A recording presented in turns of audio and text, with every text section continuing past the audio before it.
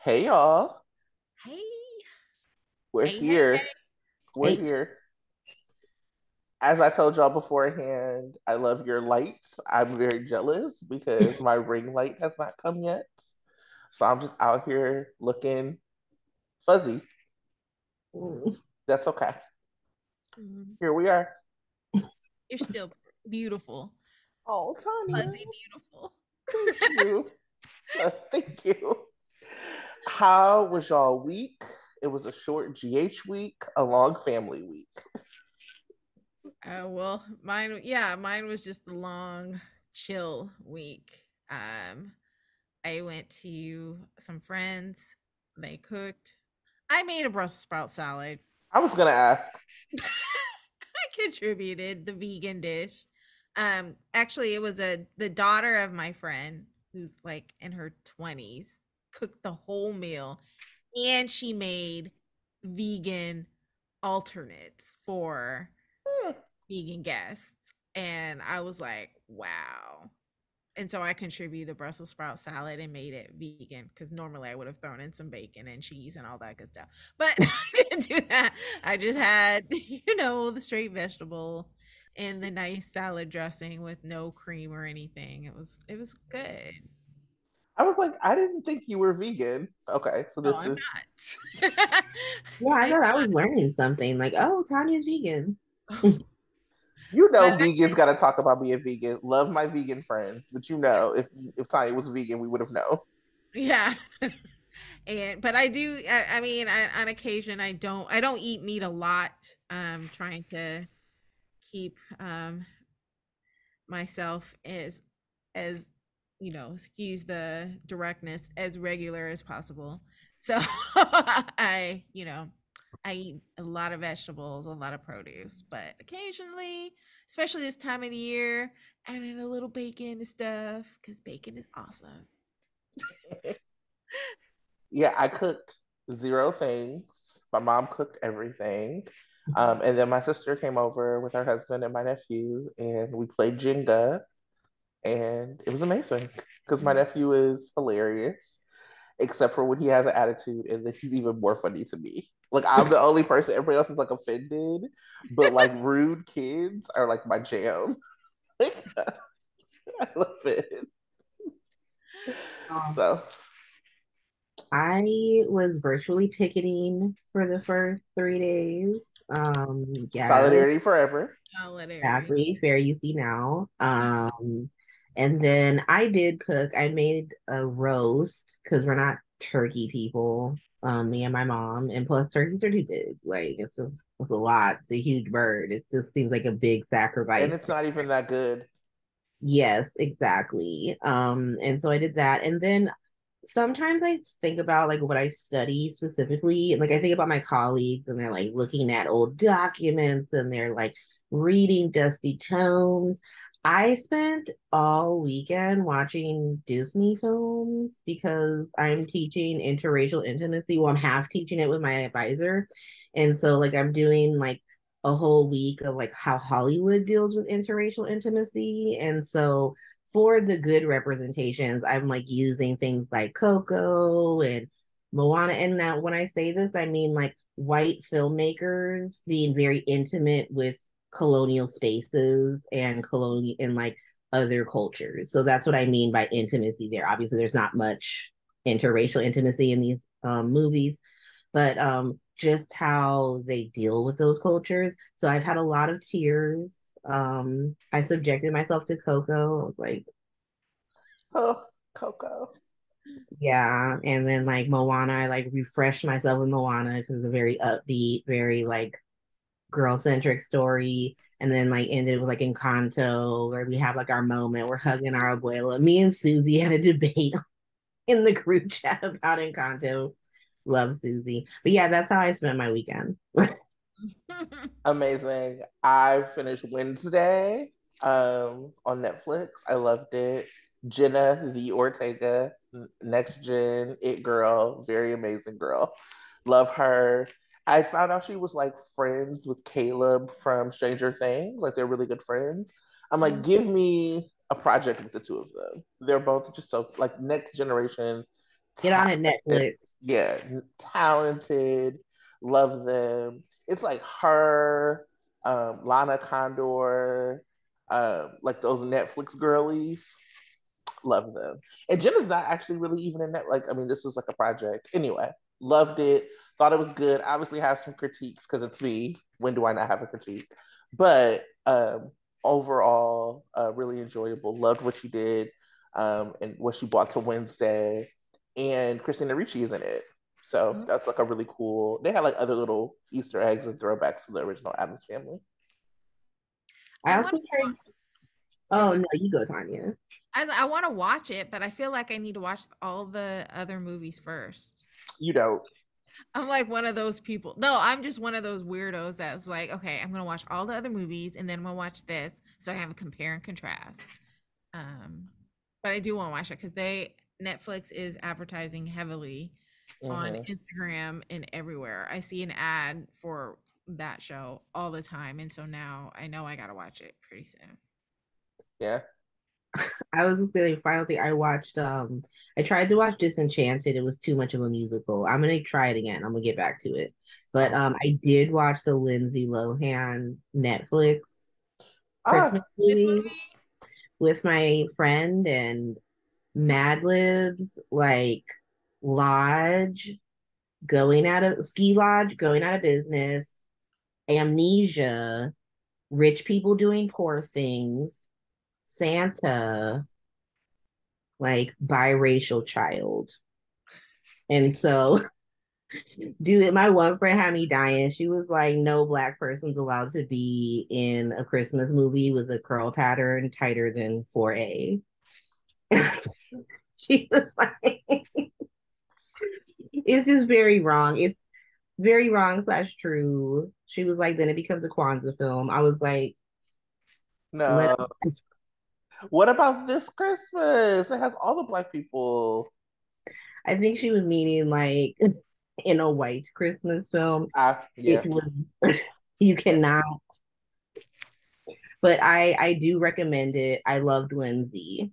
I thought Lindsay was very good. Lindsay, if that's her comeback, I'm here to see the rest. So don't okay. take that as a slight against Falling for Christmas with Trouty Mouth from Glee and his First of all, biracial child. first of all, I love Court Overstreet, and I will be there. I also love Christmas movies. Like I am the target audience for all Christmas movies, good and bad. You'll So I love it. will be watching.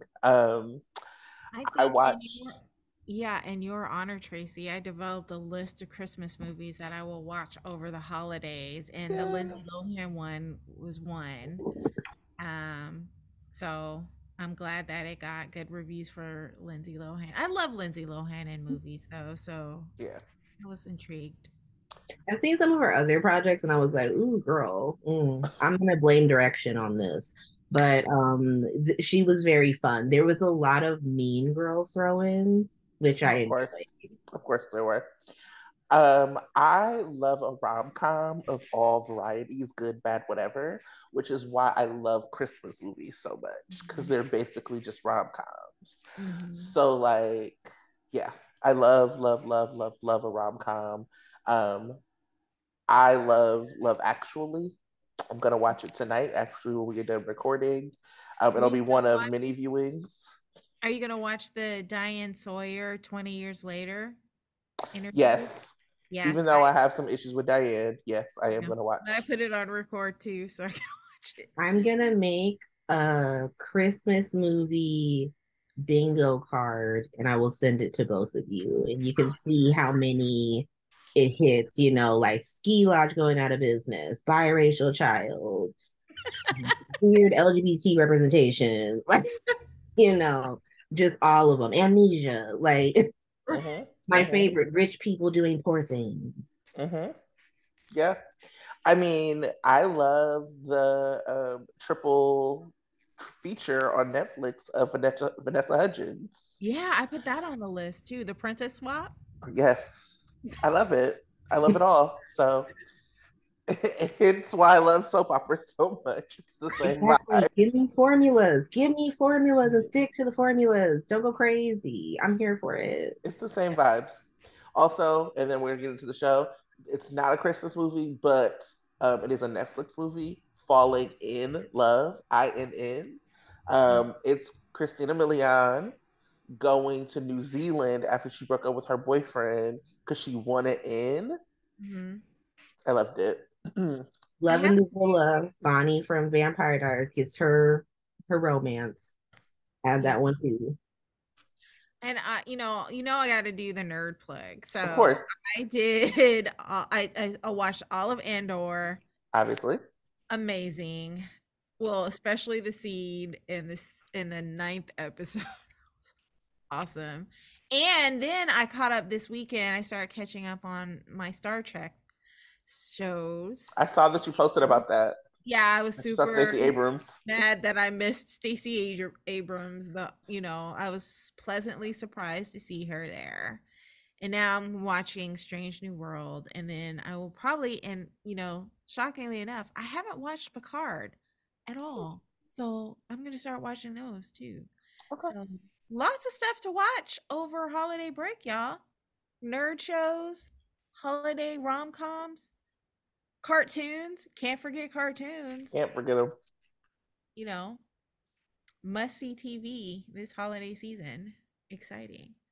One day we will talk about how bad, not today because we've gone too long on this, how bad Beauty and the Beast Christmas is. Terrifying. Matter of Did you fact, watch it, come back, we'll talk about it next week. did you see ABC's doing another Beauty and the Beast live with her as Beauty? I Oh, okay. It's gonna be December 15th. I will be there, seated. I am very excited for that. The only critique I had about the promo was that Belle didn't sing that song. Right. I'm like, Belle didn't sing that song. She's doing like Taylor's old. I was, oh no, girl, she didn't sing that song, but I'm gonna be here for it.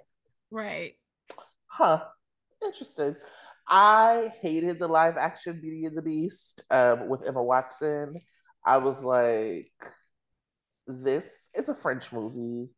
Why? Why? So anyway, I hated it.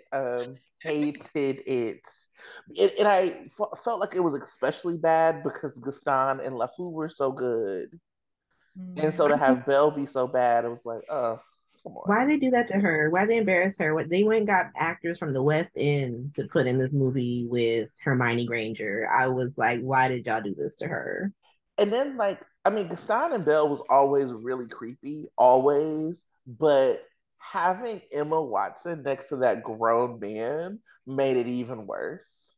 Anyway, anyway, I have Am I the Asshole to start with? Are Oh, y'all ready? The return. the same one that I that I put in my own notes. Oh snap, maybe. Okay. A few months ago, I stumbled upon some information that I didn't want, but impacts everyone around me. I was kidnapped and attempted murdered by my son's baby mama's mama, or at least that's who I thought she was.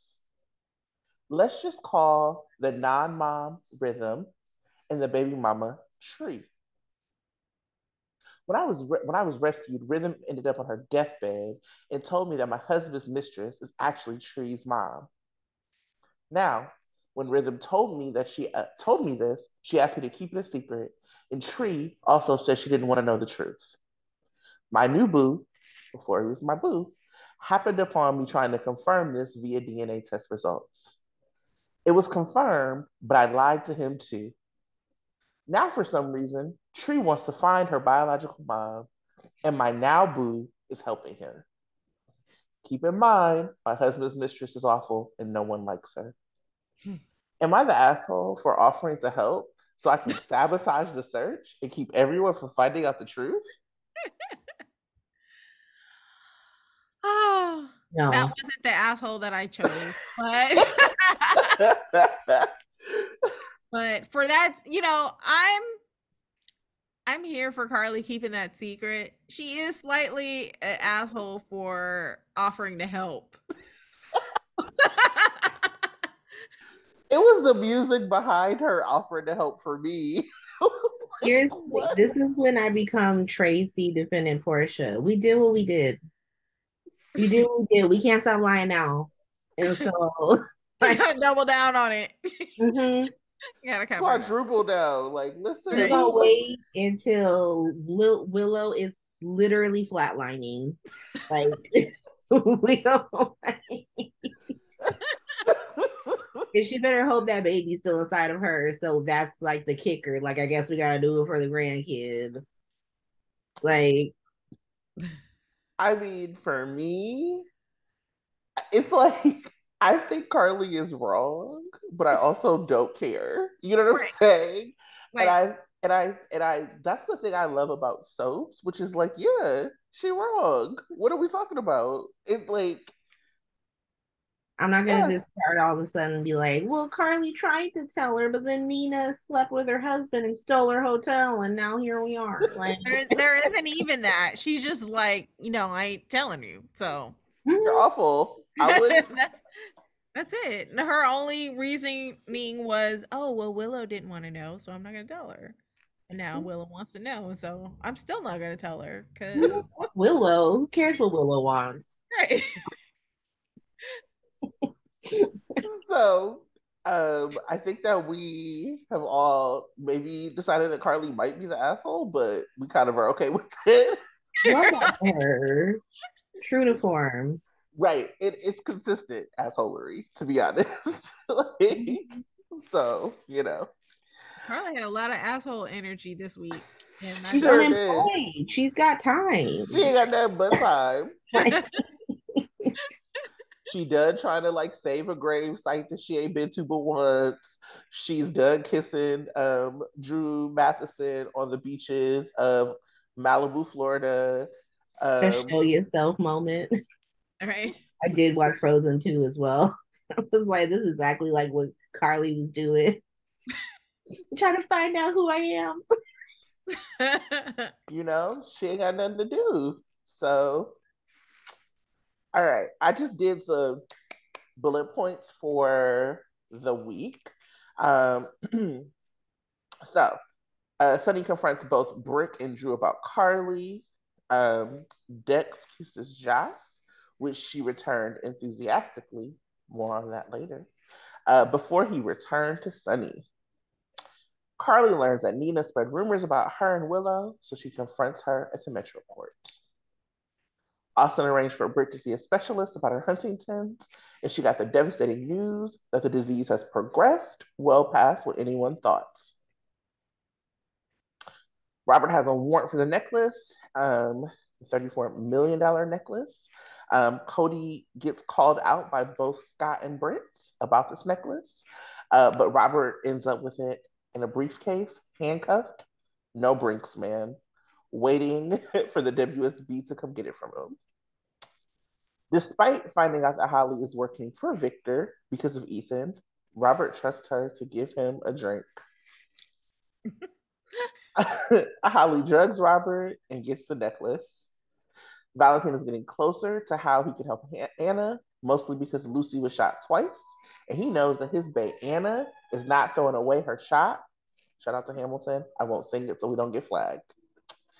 Alexis finds out that she doesn't have all of the info on the hook killer and decides to publish the letter she received in the Invader. Oh, Alexis, Tanya's fave. Dante tells Chase that he wanted BLQ to write a letter for the Civilian Review Board to get him reinstated as a cop. BLQ said ACAB.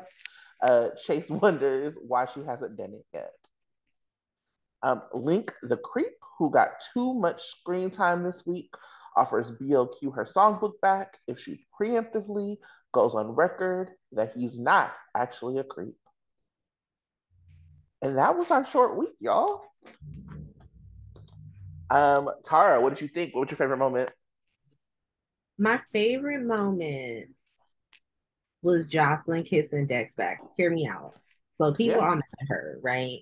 Who mad at her for kissing him back? When someone kiss you, there's only two reactions: kiss them back or push them away. And you gotta make that decision in the moment. All right. You don't have time to weigh the options. Let me think about my boyfriend. At that moment, it's like, oh, what are you doing? Repulsed? Or like, we doing this. Let me feel that later, which is what I said on my podcast.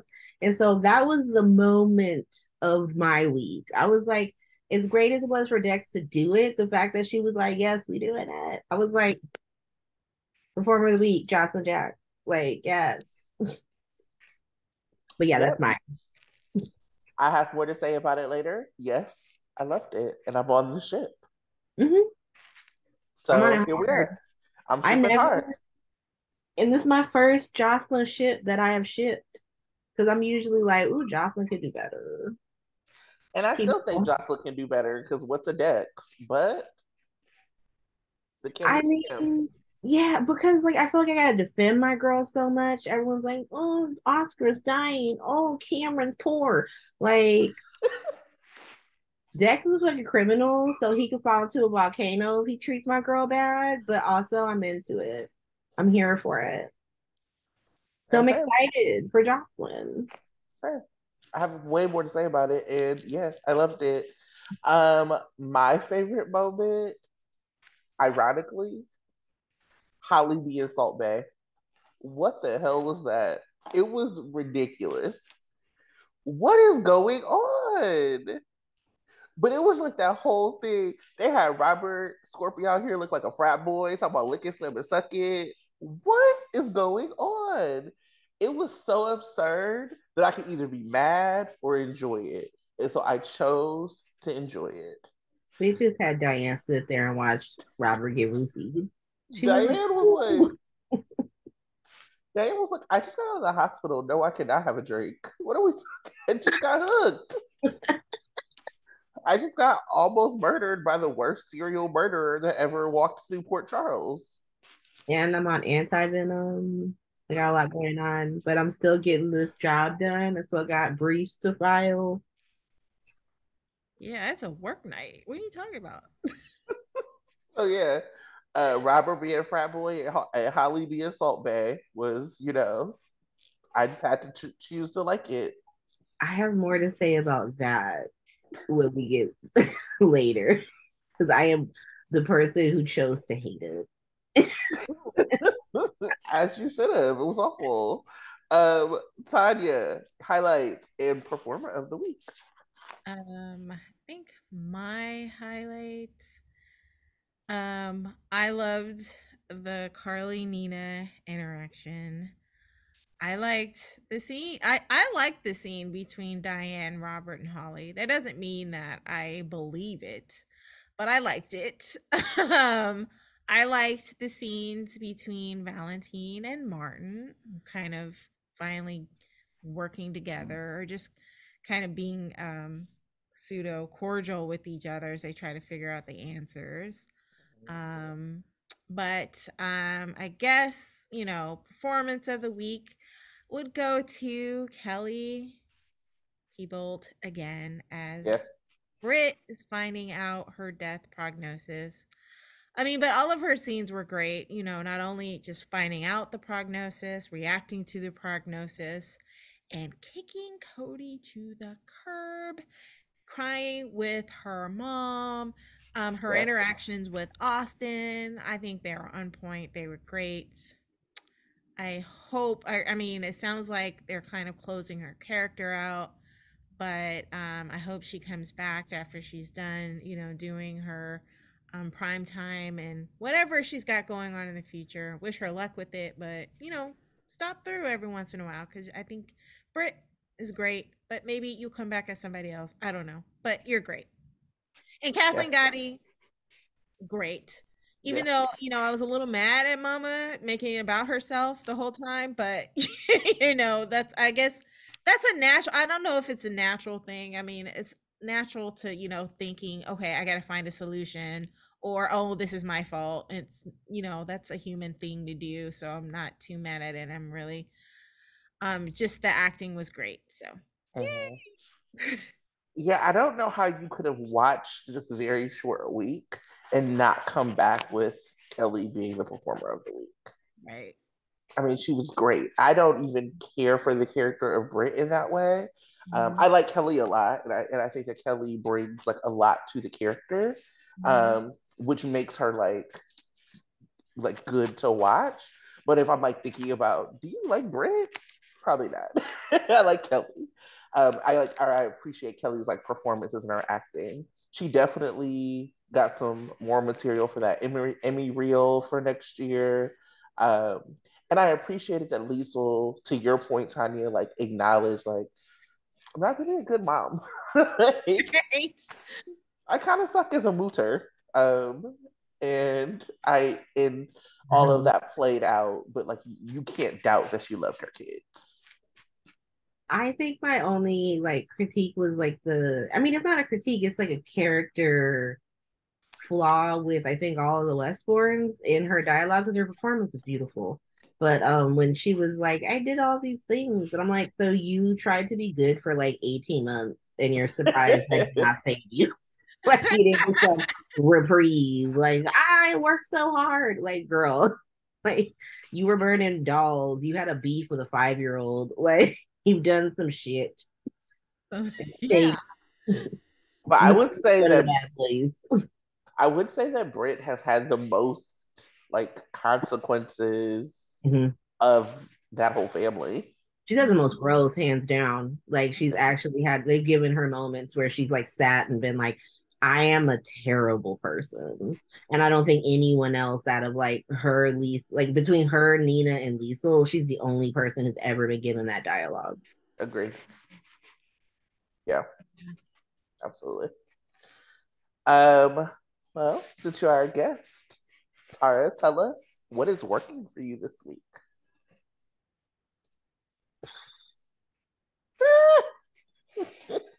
I I guess I just go back to like the Joss and Dex. Like, no, let's forget Dex. Get him out of here.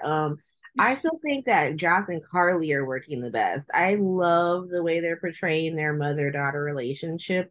You really could have written Carly as being super hypocritical, and I think maybe some people really want that. They want Carly to be irrationally upset about Dex, and then for Jocelyn to be like, "This is what you did," and yada yada yada, as opposed to like Carly being like, damn, was this what it was like dealing with me in 1996? And Giles was not as nearly as wild as Carly was. But like No. the fact that she's just like knows that she has absolutely no room to judge her daughter or berate her daughter. And I like that they write them that way because I think that Portia very much would berate Trina for helping Spencer in any way, shape, or form. And be like, how can you do this? Even though, she's out here with Mobster Curtis. Um, but I genuinely love that Dex kissed her and then Carly showed up. Like Carly sees Dex at Sunny's thing because she doesn't know what's going on with Michael. And like immediately went to Jocelyn, like, girl, he went back. Mm-hmm. And then they have that moment and they go burn the shit together. Yeah. Loved it. So that's what's really working for me, Carly and Jocelyn. I agree. And I love that Carly's kind of calling Jocelyn out and being like, let's keep it real. You want to be with this guy and keep it real. You're not gonna change him. Don't go through these romantic notions like, oh, my love is gonna save. It's not gonna. I mean, she's keeping it real with her, and I love that she's doing that and she's recognizing the trail that her daughter's about to go on and is being as supportive as she can without judging her. That's great. Mm-hmm. Mm-hmm. I will actually say I think that Jex is working. That's what worked for me, and Mm-hmm. I think for a couple of reasons. So we have actually seen like this version of Jocelyn like grow up. So Cam and Jocelyn, like those two actors were like what 15 as like their characters. And so I think that I never was like really bought into chaos as like a relationship. I thought it was like very juvenile um in the way that they were just being written. Um, I don't know if you remember the first time that we'd actually seen any like sort of sexual tension with that group of young people was when it was Spencer and Esme like waking up in bed together at the Metro Court. Um, and they weren't being allowed to be teenagers. They've been through so much. They've lost and maybe fake lost parents who came back from the dead. They've like lost friends to like mob violence into cancer. And the one thing that they had to be, and like Jocelyn's like families in the mob, they've had to be protected. Trina and Cam have been held at gunpoint. Like, but the one thing that they had to be squeamish about was around sex. And I think that that really showed up in the chaos relationship a lot. Um, Whereas like the Joss and Dex relationship was like, no, I actually want this. Like I am attracted to this man and I'm gonna go for it. And so I appreciated that as like a symbol of them growing up. And I actually think it opens the door for like all of the young people to be that way. I think it opens the door um, for Trina and Spencer to just like go into like that kind of relation, like physical relationship, because we've already had so much emotional build. It almost gives like a permission to say that this group of young people has graduated from like this very young relationships to like more adult relationships. I also appreciate Dex as being Jocelyn's mistake. So like so much of her story before had been about playing through the mistakes of her parents. What has Jax done? What has Carly done? What has Sunny done? This is about her making her mistake in a very 19-year-old way, which is like Cam is like my best friend. She said it over and over again, but this relationship isn't working. And I actually don't know what to do about that. I don't have the maturity at 19 to like know how to end this relationship and keep my best friend as I am growing like this like weird attraction to this man I just met. And so I think as far as like soapiness goes, um, that part is like really working with me for me to like take them into the next step. Because old school, like 90s shit, 2000 shit, like Jocelyn would have slept with Dex and then be having a pregnancy scare. You know what I'm saying? Like that's like what it would have been. And with this group that we haven't gotten that. So I've actually appreciated the way Eden has played those beats of like, this is my friend and this is a man I'm really attracted to. And it's been really just great to see that maturity from her characterization and like her performances. So for me, for all of those reasons, Jex works. I hope the best for Cam. As a matter of fact, I'm really hoping for a Cam Blaze Christina love triangle with Blaze in the center. Like, Blaze being like that artist that Chase is singing with. Um, but I think that and I will save the rest of it for hot takes about how we talk about women. Go ahead, Sonia. What's working for you?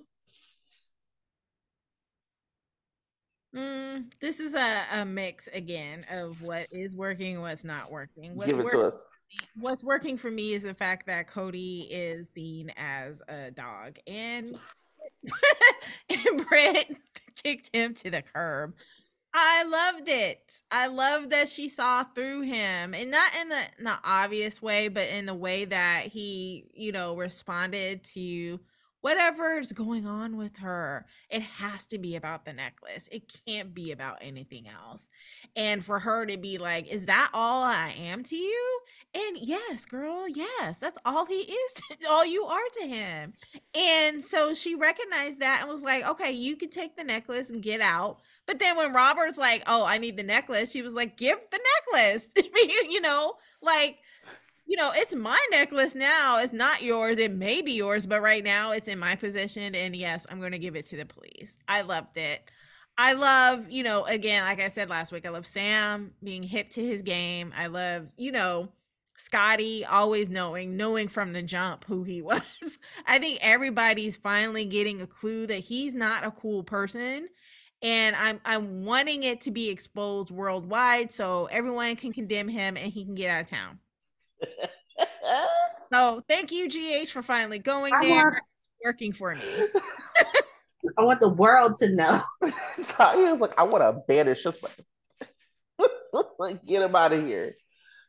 I think Tanya, like, something I've just like really been thinking about with GH is like how they have something that's like right there and they won't do it. Mm-hmm. Cody and Britt were never good. You know who was good? Britt and Austin. And it was right there. And the story was right there. Austin supporting Britt through Huntington's while also being like a shady mob doctor would have been like great push and pull. It would have given us some stakes. It would have given us some drama. It would have given us some chemistry. It would have given us like Roger Howard's like on our screen. Like it would have just given so much that we didn't get. Like now we kind of don't see him. Maybe he's a shitty doctor. Maybe he's not. Maybe he's likes it. Maybe he's being made to do it. We have to see him give these weird kisses to Maxie when like we really could have just had the couple that was right there. And that is what makes GH so frustrating to me because it's like, why don't you just do the thing that makes sense? I think they wanted to give Max because I don't think they intended to make him shady Ozark hillbilly doctor. I think that they were going to just make him like a quartermain and make him kind of a straight character because he had played Franco for so long. And they didn't want to put Maxie with like another scam artist because she had just got out of her relationship with Peter. Right. And then I think once they decided to go this route, they were like, well, we can't put him with Britt because she's going to understand this on a level where she doesn't understand what Cody's doing. Like now she's mad at Cody because he's scamming her with his stupid necklace.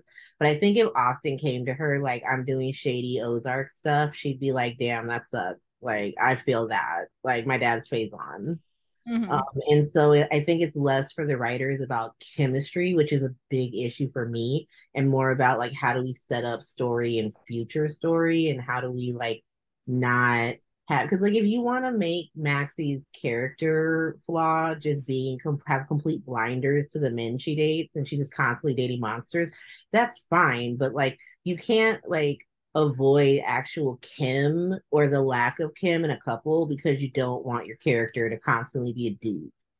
Like, does that make sense? It Mm-hmm. does, but it's also just like you could just let people be together.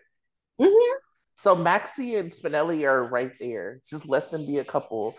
Like Georgie's a good actress. Let's like do some drama with Georgie. And Mm-hmm. even with Britt, like to your point, she's been trying to be straight and narrow. So Austin could have been supporting her, falling for her while he was doing some shady shit in the hospital that she was chief of staff in. And like that could have been like he didn't want to tell her that. Like that could have all played out, and I think that would have been interesting.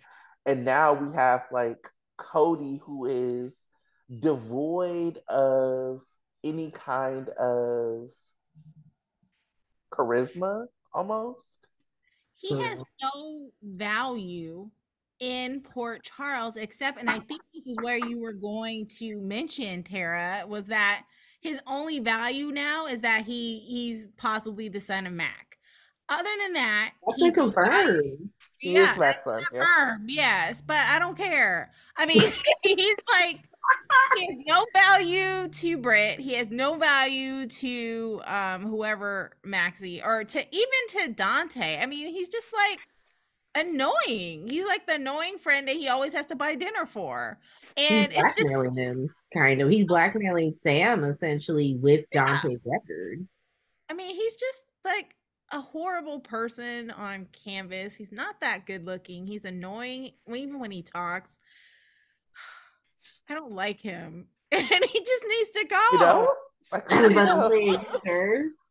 I I, mean, he's like quintessentially like when you think of like the white man you would least like to know, his photo pops up. Right. I think that there's also something to, the way GH is really ran, it's like it goes so quick. And so if you're not a naturally charismatic person, and if you don't bring that oomph to your character, they're not really writing that in. And so we've seen that with like Rory, like it's just it's flat. The same thing with what's going on with Cody. They haven't like the acting choices or whatever it is haven't been enough to carry through the bad things that he's doing. Because there are people who do bad things that you're like, oh, well, they're so nice or they seem complicated or I want to see more of what they're doing. that GH doesn't allow enough time to do that, so you have to bring some extra oomph to your character. Shiloh. Mhm. Shiloh, yep, Because Yeah. he was doing trash stuff. Nobody agreed with it, but you were like captivated by that man, Cyrus. yep. Yeah. Cyrus. You Definitely. know, it's like you really got to come in. I don't know her name off the top of my head, but I also respect her more than to just call her the Wonder Years mom. So I apologize. Allie Mills, there we go. Oh, Her Yeah. as Heather, because Yeah. I was prepared to drag that to yep. hell on my podcast. And I was like, I gotta admit, I like Heather. She was great. She's Mhm. great. She was great, and she stepped in iconic shoes, Mhm. Yeah. And and she was brought great. Yeah. brought. So No, even with Shiloh, I mean, I hated Peter August as like a concept, but I think that Peter August would have been a better character if it would have been played by that guy who played Shiloh. mhm. Because Oh like you needed somebody who felt slimy, that like there was something about him that you really wanted to like. He was a good cult leader, to be honest, because there yeah. was something about him that was like captivating that you wanted to like, but you also knew that you shouldn't. And I think that's what Peter August was supposed to be. And I think that he would have bought it to Peter August. He was a media guy. I think William DeVry did the media guy thing better than Mm, Wes ever did because he was also very slimily creepy. You understood why Alexis was any villain or terrorist they ever put with Alexis was charismatic enough to be duping Alexis, and I believe them. Like yeah. you kind of the second time she got back with Jerry, you're like, girl, you know how this is gonna end. But the first time you were like, okay, I can see how he's just charming the hell out of you, like making you feel like a woman again. Like I understand. And so like that is really what you have to bring. And like Cody, just that's not even the freaking character he played on One Life to Live. Like on One Life to Live, it was very much like, oh, I'm some rugged white man from middle America come to like woo Jessica. Mhm. And like, okay, well, you were never like the show's going off the air. We were never meant to like you. So we're waiting for one of Jessica's paramours to come back from the dead. And so, yeah. Yeah. And it was also that Cody gets so much screen time that we would rather see go to like Sam and Dante doing anything else.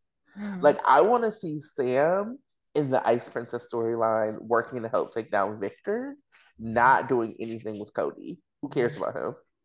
What did I say? I think I said I wanted to see Sam bang Dante in the Jason Morgan Memorial Interrogation Room while feeding him a hoagie. Like, rather than Wait a Cody. minute, the Jason Morgan Memorial Interrogation.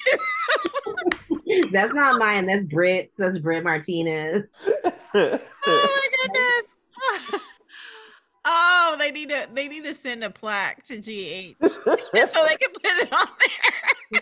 We will crowdfund that. I will start the Yes, I will crowdfund. actually pay for something like that. I will. I would. That's amazing. um, we veered off. This is what happens when you have a good time. Um, what is working or what is not working? I have two, but I can save one for previews because one of the things that's not working for me is the whole Holly return. Woo. Mm-mm. They just got Robert Scorpio looking like, woo, I just can't believe it. But I know that you said you liked them or like the scenes, but the Nina Carly rivalry is not working for me.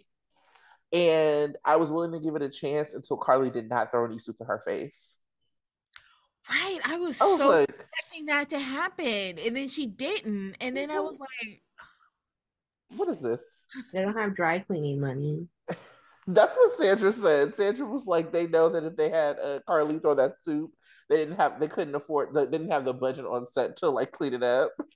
Mm-hmm. what I liked about it was the subtle, it wasn't like, I thought it was really powerful in that she still has a relationship with staff Yeah. where staff would be willing to, do whatever Carly wants. And she showed that to Nina, basically. She's Oh, like, she flexed on her. yeah, she totally flexed on her. She's like, I don't have to throw this suit in your face. No matter what you do at this hotel, the staff was loyal to me. Everybody's loyal to me, It even if was if you add some little charcuterie to the soup or whatever. I don't know what she did, but yeah. all right You can't be married to a mobster for decades without learning how to garner loyalty. If she learned one thing from Sunny, make Right. sure hoes is loyal or they don't work for you. because I bet you the Metro Court was paying a living wage. Mhm. But like what Nina gave shout out and RIP to Leslie because what Nina was given was daddy daddy watch me twirl. Like what is going on here? Mhm. I even as a Carly fan, I don't like give my girl a real rival. And it could have been Nina, but for whatever reason, the way they're writing her is Mhm. awful. She is not even Dollar Tree Carly. She is Dollar Bin Carly. They are trying to give her Carly's life without any of her history and without any of her relationships. And it doesn't work. It would work, and I mean, we've said this many, many times. It would work if they weren't trying to convince me that Nina was a good person. If they were like, nah, she's like kind of like trashy like Carly, I'm like, okay, cool. Like I could actually get into it. But this idea of like, oh my god, I'm so sad. Sonny's such a good man, and his family doesn't want to have Thanksgiving with him. Why do you think that is, Nina? Why wouldn't his family want to have Thanksgiving with him? It's just like if they're gonna have them be rivals, stop writing Nina this way. It is absurd and it's silly, and I don't always want to watch Carly win on somebody like that. Like that was actually very embarrassing to watch, and I don't like to watch cringe things. Like she's just like, you're gonna be in my hotel? Tell me more about your life. It was just I mean I would have no way of knowing what Nina fans want, but I can imagine that Nina fans wouldn't want this either. Like allow them to actually have a rivalry. And I talk a lot about Days because I watch Days as well. But like for me, I think that what stuck the landing for me about why I can like a character like Carly and why a character like Nina is so annoying was illustrated with the Sunny Drew scenes when he was like, Carly, honest to a fault. And then Sunny was like, I wouldn't call Carly honest. And Drew was like, Drew kind of gave him the touche. Like, you know what I'm saying? It was like there was a recognition that nah, Carly be on some bullshit sometimes. And I think that that is good for her character because she does be on some bullshit sometimes. Whereas to with Nina, there's always a making an excuse for her or trying to make us think that she's a good person. So I was just watching Days, and the same thing kind of came up around trying to make people be a good person. With there is a character who I actually hated that they did this. I don't know if you're caught up on Days, Tara, but Jada, who came in to be like a love interest for Eric Brady, who's played by fine ass Greg Vaughn. Greg Vaughn is aging like a fine wine. Salt and pepper, Greg Vaughn, mm, fine. But so like his character has been like tied to Nicole for like decades. Eric Cole was a big couple. And so when he came back, Nicole was married. He ended up getting with Jada. So typical soap stuff. Jada ends up being pregnant, or finding out she's pregnant at the same time that Eric is about to break up with her. So Nicole essentially goes to her and is like, "Girl, you should have an abortion." Like essentially, like she was just like, "You should like, why would you want to keep a baby? What this is why keeping this baby will be so hard for you." This is trash behavior, and it's really important to like acknowledge that this is trash behavior because they've allowed Nicole to be like such a good girl for so long. And this just happened, so if they don't allow this to be seen as trash behavior, then it doesn't work. You know what I'm saying? Nicole has to know that's not going to go over well with former Catholic priest Eric Brady. Who's excited that Jada just decided to have the baby, even though they let him say some "my body, your choice" line. Okay, that's why you're not a priest anymore, Eric. But it's like, anyway, like I said that to say that like it's important that you have these moments where everybody on screen like knows that somebody is not an angel. Like Carly has matured and she has grown, and we have seen her evolve in her relationship with Joss and her as a mother, but she still ain't shit in a lot of ways. Right? Like and everybody could recognize that.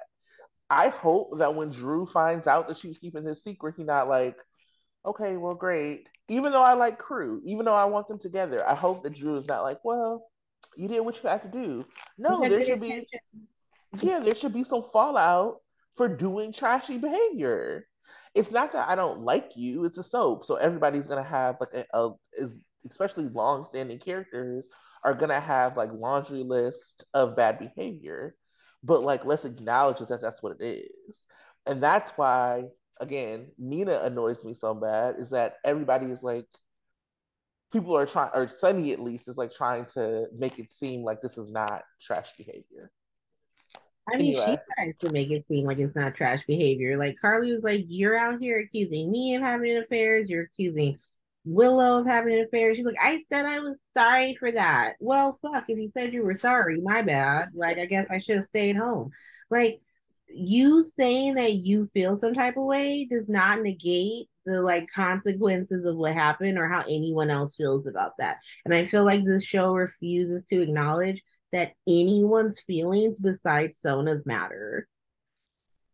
They're yeah. just like, well, like Sunny's like, I had amnesia, and like Nina's like, well, I'm really sorry about that. Like, okay, but it doesn't change anything.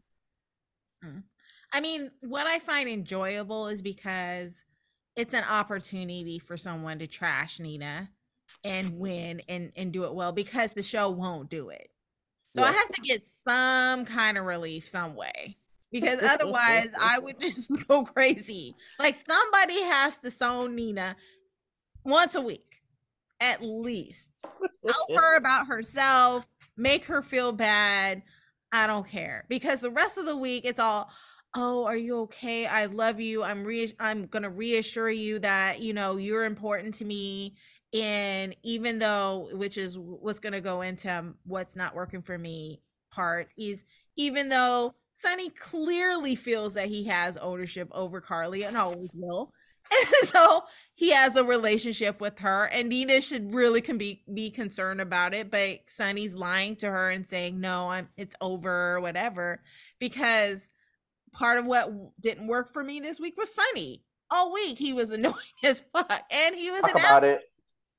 oh my goodness. Talking about throwing it. Well, first of all, he was being asked to Dex. I don't know what the hell Dex has to do to prove his loyalty to Sunny. But it's just like, I mean, he does everything that Sunny wants. He, basically, got beat up, was strung up, and just took it and came back to him. He did this job. He did everything he could to make sure that it did not come back to Sunny. And still, Sunny's like, I don't know. I You don't know if lost I your can trust phone. you. That was You lost your Very unprofessional. unprofessional. I mean, you're unprofessional. I don't know if I could trust you. What the fuck, dude? What does he have to do to prove to you that he's trying to be your next Jason? I don't know. He's still young. Yeah, he's still got stuff to learn, but the least you could do is say, "Oh, well, thank you for doing that. Oh, do you need medical attention? Maybe I can do something I can do to help you." No, he didn't even do none of that. He did none of it. And I was just like, you're like the worst boss ever. I would never ever want to work with you, whether you're a mob boss or not, because apparently you don't give a damn about anybody but yourself and how it reflects on you. Then, oh my god, the gall when he was talking with Drew he was just like, "Yeah, I see that you're having a problem with my ex." No, her name is Carly. She's not just she doesn't belong to you whether she's your ex or not. And saying, "Oh, I'm happy for you and Carly," even though just basically throwing his weight around with Drew, peeing on his tree over and over and over again, trying to claim his property. I mean, it's just totally obvious the way he's talking to Drew and be like, "I hear you having problems," or like you got her in trouble with this whole merger thing and all this stuff. It's like you clearly care about what's happening with Carly, regardless of what you're saying. And then his comment was, I don't see why, Michael didn't come to me to help look for. Dude, aren't you like in a major fight with Michael as it is? Michael would not come to you for some toilet paper. He's not going to come to you for anything. What makes you think he's going to come to you over something with Willow? The ego of this man is just outrageous. I just like, I was so annoyed by Sunny this week. You and your girlfriend just accused Willow of having an affair. So why would Michael? Why would Michael come to you for anything? Nothing. So first of all, I love your Dex apologism, seeing as how he is duping Sunny, but I love it. Still, So I don't care. you're like, what does he have to do to prove that he's loyal? He's not, but I loved it. But I agree with you. I 100% agree. I like him coming to Brick. It was just like so weak. He's like, I know I told you it was okay, but actually, It's not okay. yeah, I didn't hear. Who are you talking to? And then Carly had to come correct the record, and then he runs to Drew, who they got Drew all week looking like a himbo, exercise Ken, and I loved it. But like they was like he has to jog in the park, he has to hit punching bags, like all of the things. Sure, let's do it, Drew. But like Sunny comes to him like a real housewife of Port Charles, as always. It was like, I don't know why Carly would have told me this. Bitch, yes, you do. You absolutely know why Carly would have told you this. What is wrong with you? Like, oh yeah, I ain't want to gossip, so you ain't heard it from me, Sunny. Like, you're acting very Mike Reeves now, right now, sir. He's acting like a dang teenager. I think I don't know why Carly would have you. come to me. Like, let me prove to you that Carly talks to me about everything, no matter what agreement you have. She He's like, tells me everything. He's like, I'm not threatened by you. Like, clearly Okay. you are. I mean the only reason why I like these scenes is that like they make Sona fans mad because he's still capping for her. But I mean, I think that like what you both examples go into like what is not working for me, which is the dialogue in general. And I think it's actually highlighted the best in the Victor and On the Run story because like the issue I had with the Robert Holly Diane scene is that Robert knows that Holly is working for Victor. And so why is he just automatically trusting her? Like, because Diane's there, you've already rewritten her character into being some super spy. So, like, wouldn't you just always assume that she's gonna be trying to dupe you in some way? Like, he knows that Ethan's being held hostage, which is like apparently her Achilles heel. And then it's not even him, just him. Like, Lucy told Martin everything right before she went missing, and yet he still refuses to believe that this is Victor. Like when he was like, "Yeah, Daddy thinks that she did it too." Well, he's the one who did it, so of course he'd be pushing that Anna did it. Like, what Yeah. are you talking about? With like Sunny's dialogue, like Carly literally just had to correct the record because Nina lied on them or just jumped to conclusions. So, like, essentially, Nina's the reason that you know, not because Carly just told you spontaneously.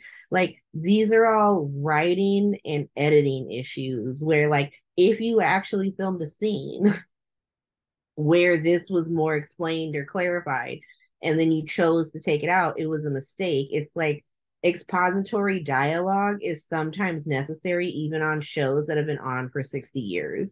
Because, like, expository dialogue is not always just to introduce characters or story. Like, sometimes there's a like missing piece that like makes one part of the story connect to another part of the story. It just always seems like you could be watching an episode on Hulu with no commercials. That's the plan I have on Hulu. And it'll still feel like you missed parts of the episode. I'd have to like sit there and be like, did I get up and leave this playing? Like, did I miss something? And they do this all the time. It's like Showgirl. We watched Showgirls this weekend. It's Showgirls levels of mistakes. Like how in Showgirls, they don't tell you the black guy's name is James for an hour and 7 minutes. They just forget to have the two characters introduce each other. Like he has no reason to know her name is Nomi because like they never introduce each other, like themselves to each other. They just start dancing, and then all of a sudden she's being arrested and he's bailing her out of jail, even though he just got fired. And then he's just stalking her all over Vegas. You don't know how he's finding her. Then all of a sudden he's creating a dance for her. Like it's very weird. And it's not, and all of this happens before you learn what his name is. And so that's how I feel like I'm watching GH, where like they're telling me like I don't know who anyone's name is. I'm missing vital pieces of information. Perfect example. Why is Victor doing any of this? He's been doing it for a year now. Because like he started this introductory, like, we gotta do this stuff for our family last Thanksgiving. Yeah.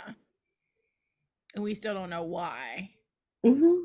Except for the whole Princess Diamond thing, but we're not quite sure what he's going to do with those. So, Yeah, what's that for?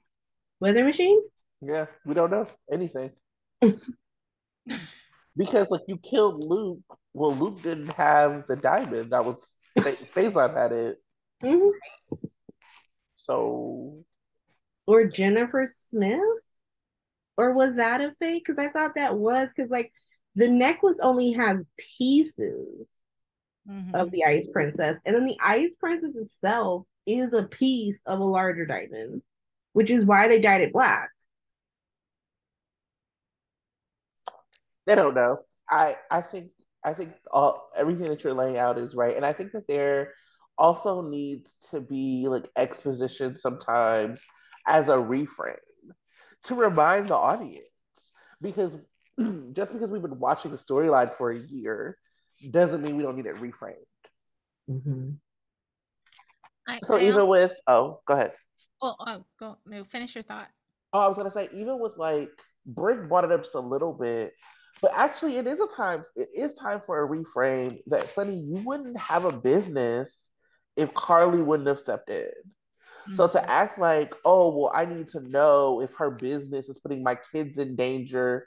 Bro, you're a whole ass mobster. What are you talking about? Your business has got Michael shot in the head and Christina kidnapped.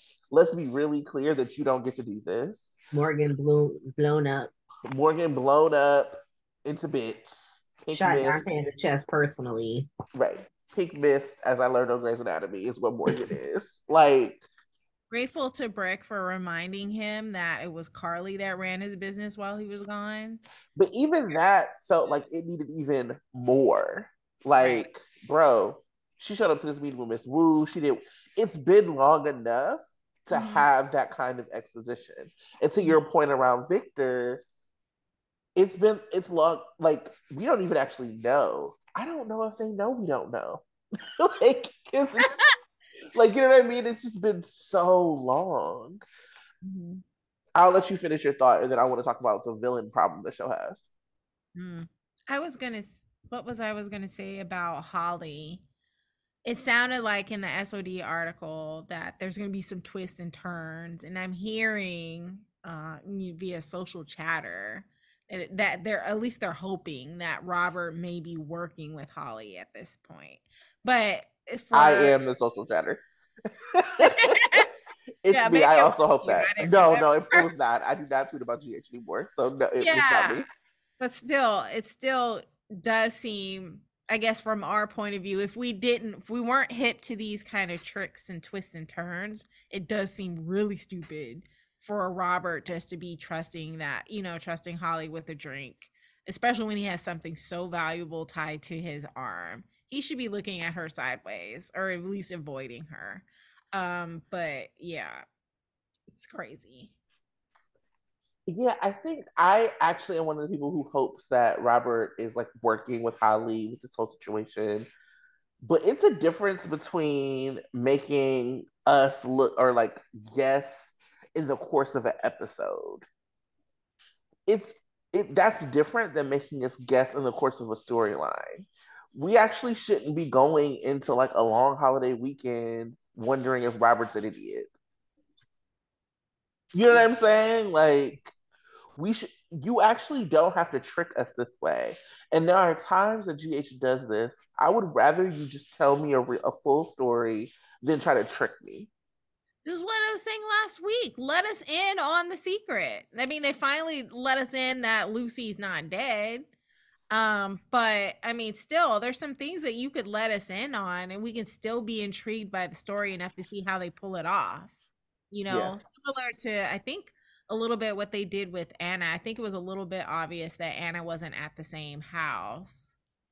right, of course. But so we were all like thinking, okay, Anna's not gonna get caught because Anna is the bomb. So we were kind of in on that little secret a little bit. But I mean, let us in. What is, Victor's plot? What's his end goal? And You know, that's the point. Like that secret was only for one episode. It right. was through the course of the episode. At the end of the episode, we found out, oh yeah, it's the wrong house. Right. We should not have to be going through this whole storyline. Like we should just know. I mean, it's so absurd. I'm just assuming that Robert's working with her. Like the dialogue was weird. The salt thing was weird. Nobody cares about Ethan. I know that this story was supposed to have happened a little bit ago, but like, who is Ethan in the grand scheme of things? Nobody. And you Right. brought up this soap opera digest article, so I guess we could just talk about it now. So Holly is supposed to um, kidnap Anna. So Lord. you essentially have Holly coming into town. Who, some of the viewers might not even know her. So I didn't start watching GH until '03. I didn't know Holly until she let Sam's brother die, killed Courtney, which thank you. And it's And kidnapping like, Laura, right? Not Anna. Happy Laura, yeah. oh, sorry, that's a Anna. Sorry. Yeah. Yes, sorry, kidnapping Laura. My bad. Um, but yeah, like I didn't know who Holly was until then. And so what I saw of her was people were like, "Oh, there was a love story between her and Robert," and I'm like, "Okay, but she was about to let Robert's daughter die, like over money or whatever it was."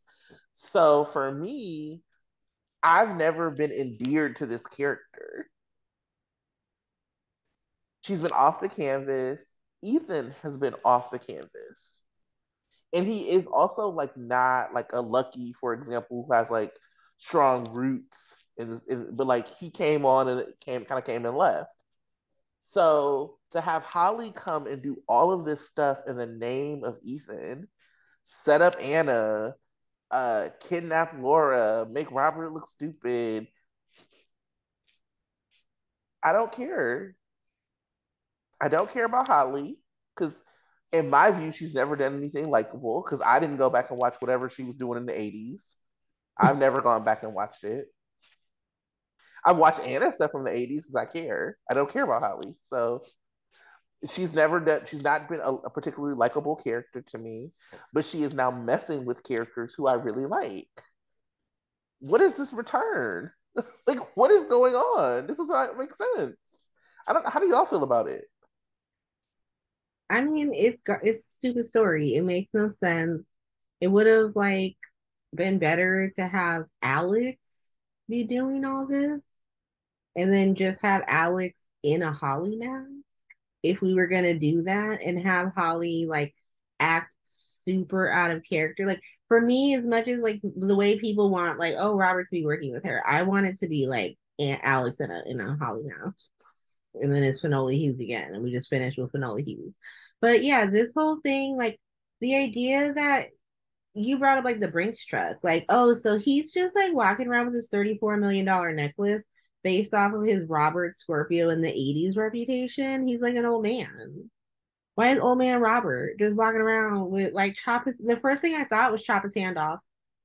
Chop this man's hand off. Like it's very simple. Like in Europe, because Europe's crazy. When you like walk around with those big like $1 million earrings, they'll just chop your ear off. Like on a motorcycle. Just shoo, and just take that. They don't care. And so like that was the first thing I thought. And then, like I said, none of the I've been waiting for like Martin to be like, I've been in on this the whole time. I'm working with Anna. No, he just genuinely thinks that Anna snapped, had some snapped moment. She's going to be on Deadly Women and just shot Lucy in the chest for what? For cheating on you?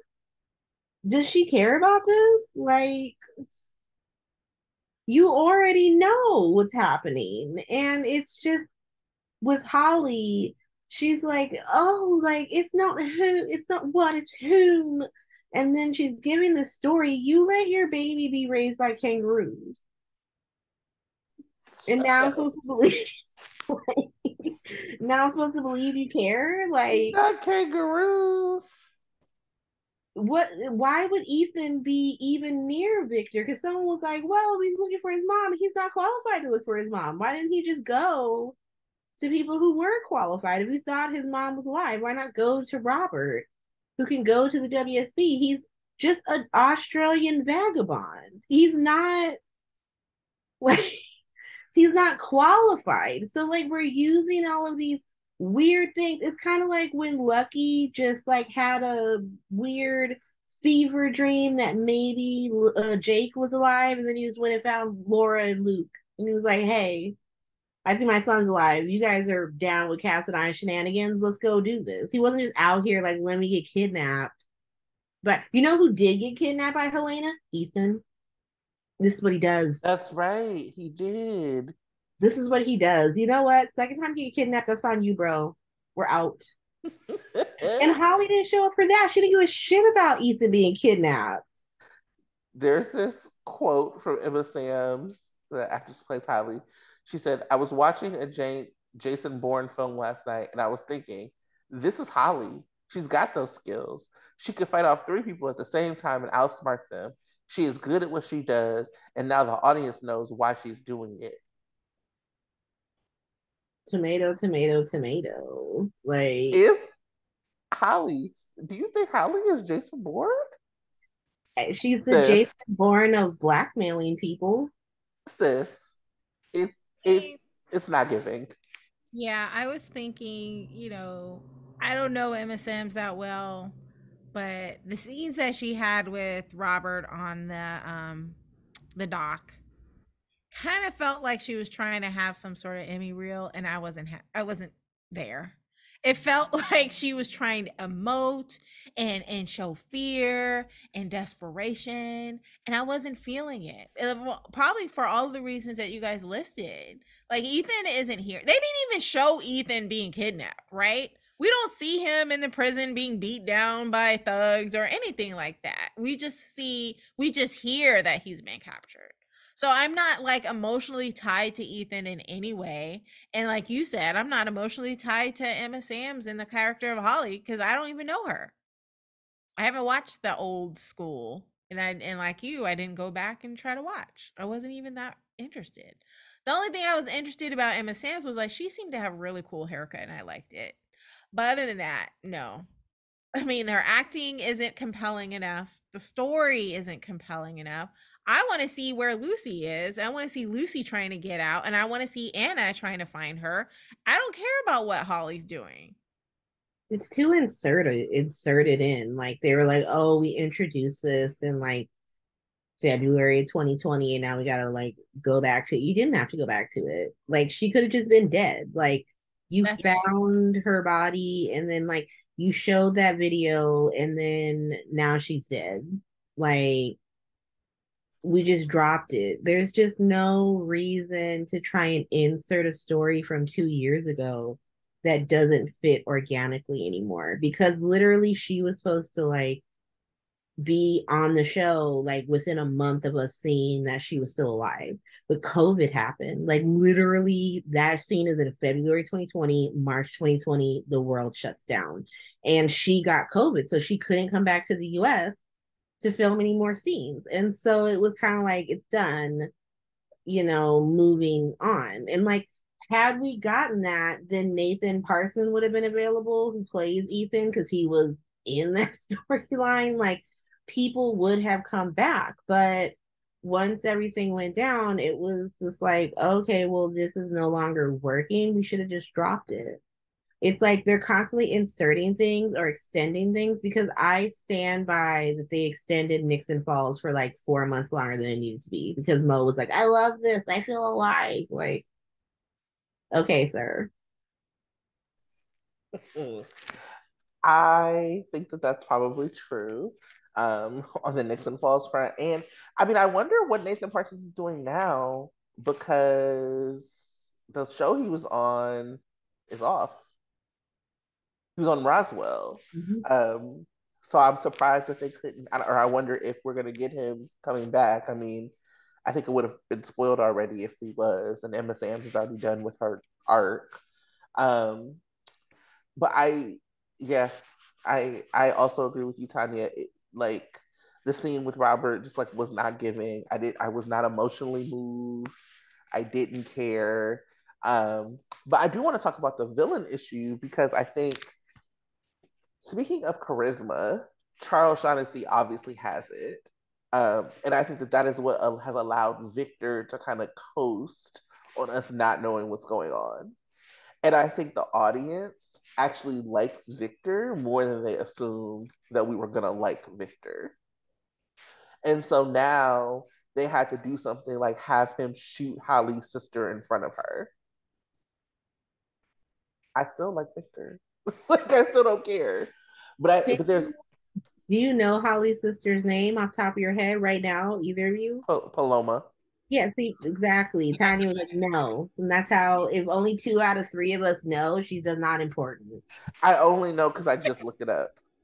Oh, see, then Like, one out of three of us knew off the top of their head. So it's not, she's not important. Who cares? You kill 8 Palomas and 6 Ethans, and I would not care. I would not start hating Vic. Right. not 8 Palomas and 6 Ethans. You got Victor with a 14 body count just like off rip. Okay. And it wouldn't matter. He Mhm. could be like, he could poison the hospital tomorrow.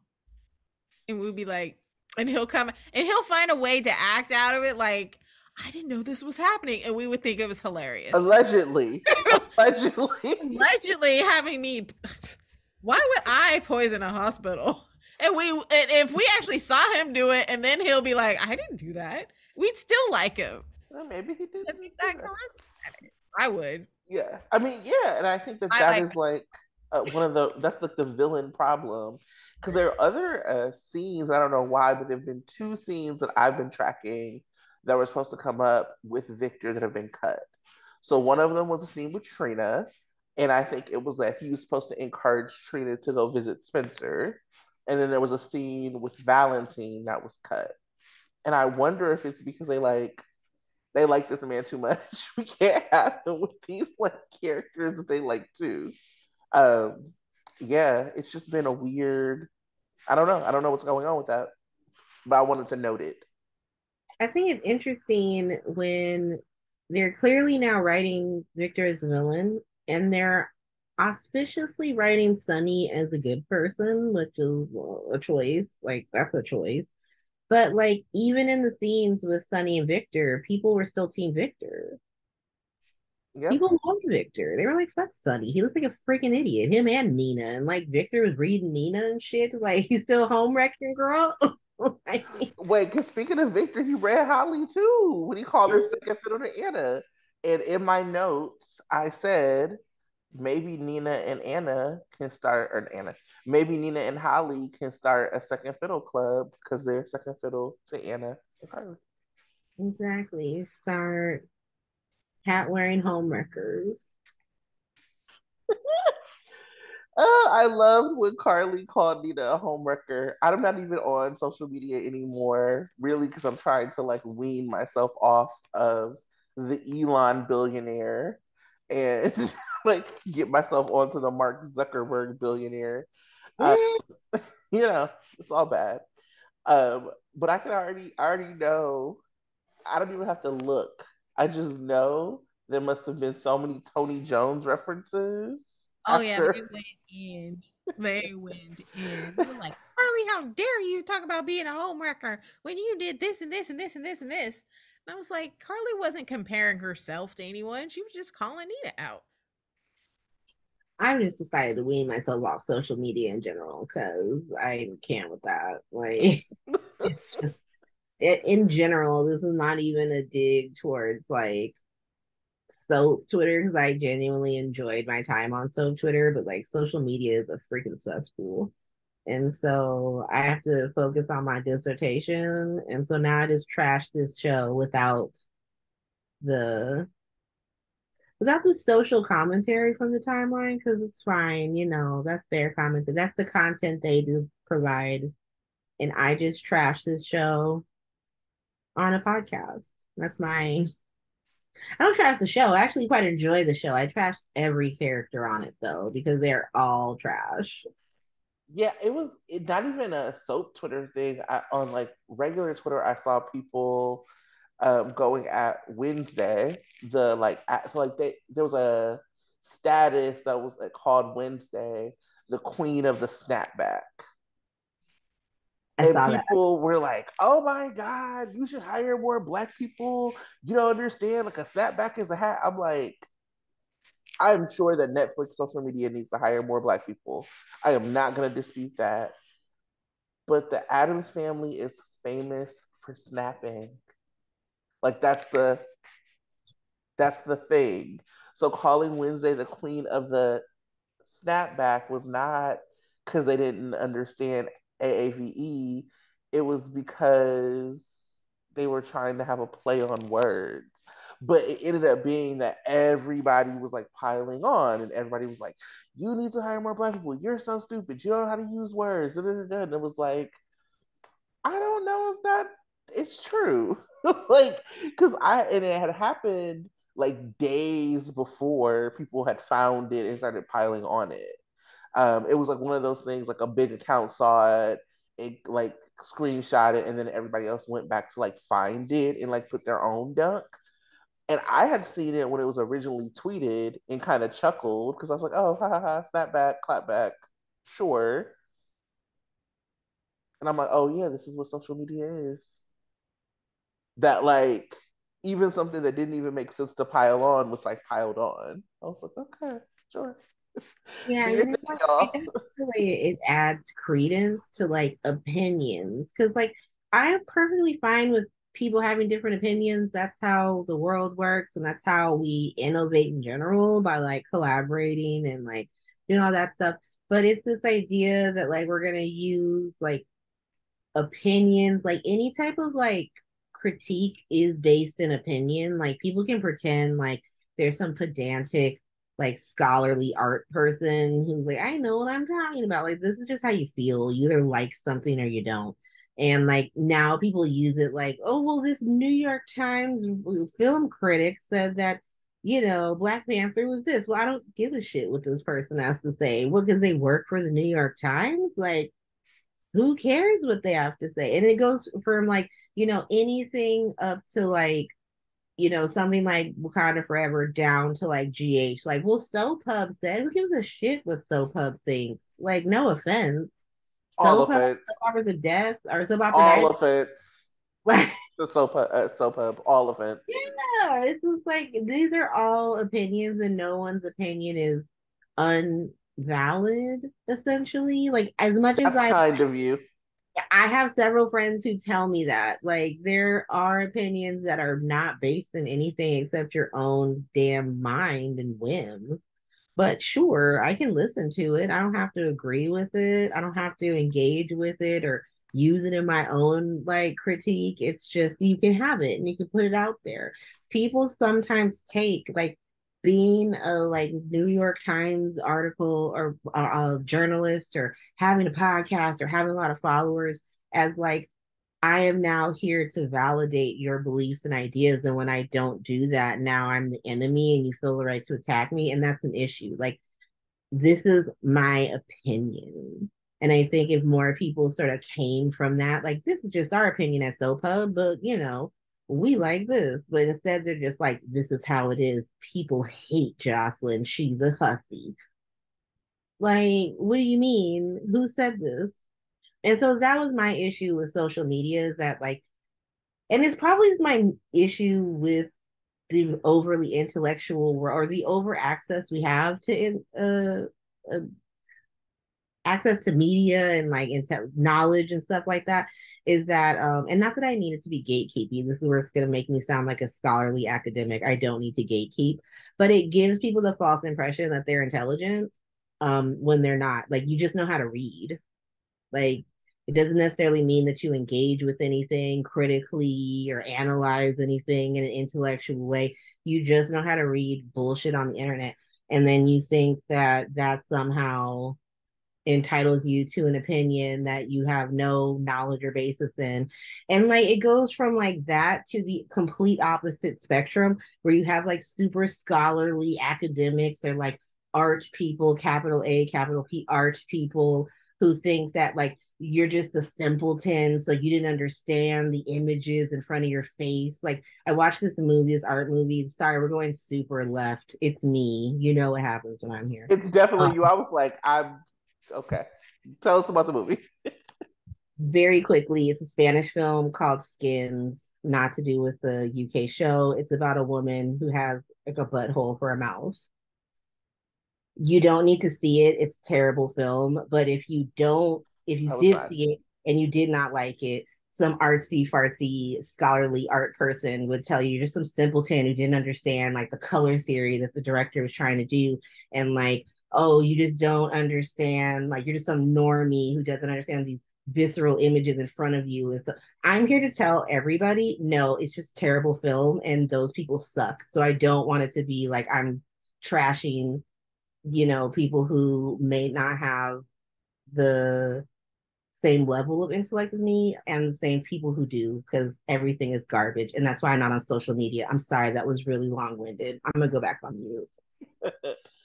I was gonna say about I think that like when it comes to um like reviews, because I love a review for certain things just to see if like people agree with like my opinion. Like I watched something, I felt a way, and I'm like, huh, I wonder if somebody else feels this way too. What I've learned is if I absolutely love something, I'm probably not gonna read any like opinions about it. So like I absolutely loved Renaissance as an album by Beyonce. I have not read not one review, one think piece. I don't care. I'm not gonna not love it. And there's not gonna be anything that resonates with me more than the love, like the kind of pure love I have for it already. The same thing happened with Wakanda Forever. Like I loved it, mostly because of like my emotional connection to Chadwick and my emotional connection to the comic. So I actually don't need to read. I don't actually need to read anything about it. I think when it comes to soaps, for me, like I don't. I mean, obviously, like we don't all agree on things. So I think that there's something about having an opinion that's really cool and like breaking things down and talking about how you feel about something. Um, and I listen to podcasts that's about soaps with people who I don't agree with pretty frequently, just to like hear like how they broke things down.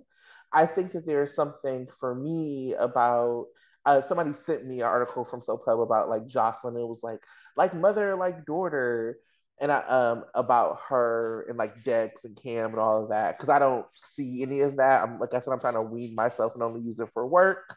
Um, because Elon. Oof.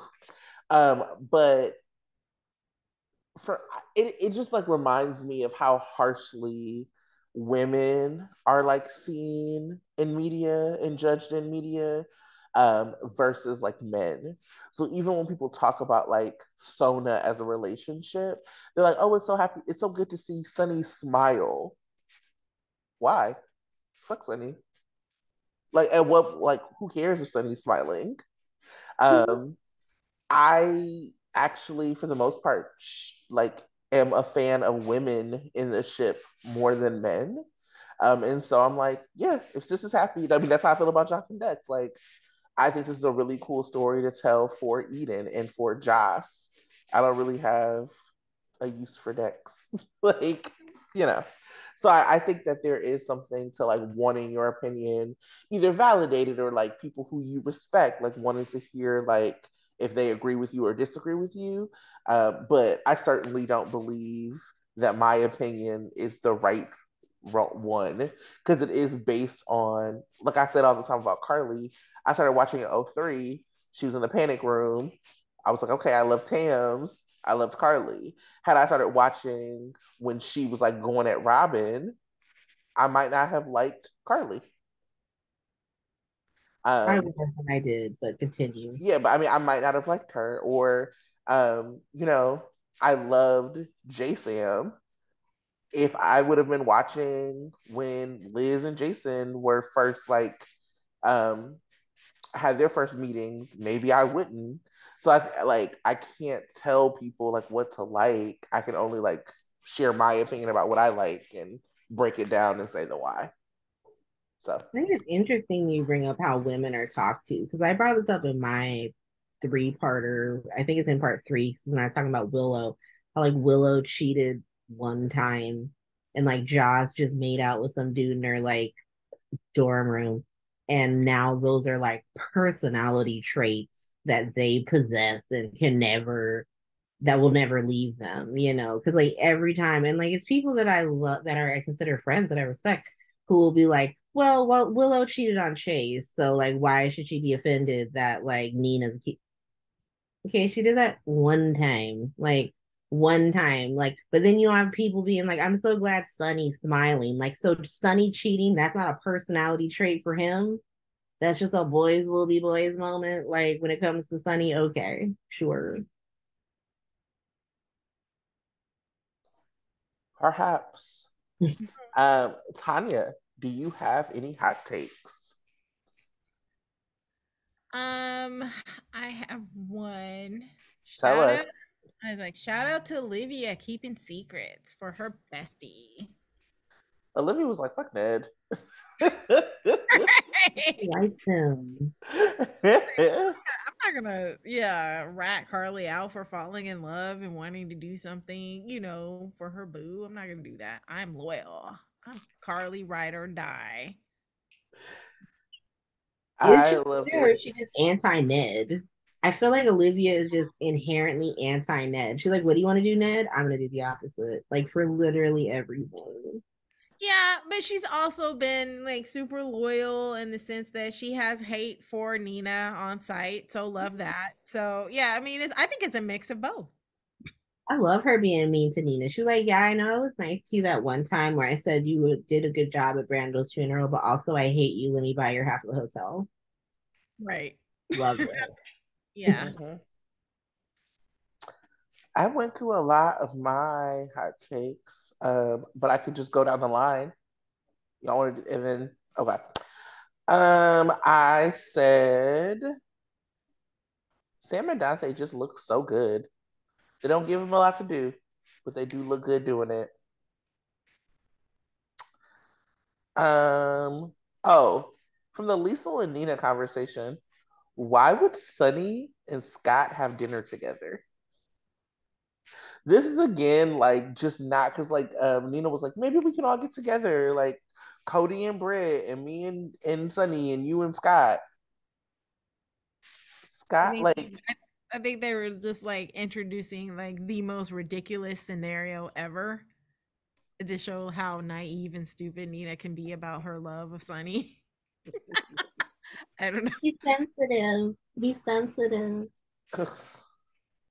you know he's so sensitive and Michael's not talking to him so it's so hard. Girl, shut up. um Alexis is annoying. She used to be the DA. She knows how this works. She knows you don't just give the press all your information. She doesn't know how the law works anymore. Yeah, I didn't even think about that. I just fast forwarded those scenes because I didn't want. Ah, sorry, Laura. But Right? I mean, but I think that is true. Like, why is she acting surprised that the police aren't cooperating with the media? This is a hot take from Sandra. Is Martin's only personality liking hummingbird cake? For real. She was like, Lucy was learning how to make it. It was like, bro. No, I, coming from someone that is equally obsessed about a food product. too mad at Martin. Y'all know that, well, people who follow me on social media know that, I'm all about Brussels sprouts. So I talk We about do it all know. That's okay. It's the different. time. Did Martin eat that whole cake? That's what you know what? I was like, they ate a whole cake, a whole ass cake. I And was why like, did he have a candle? Was it his birthday?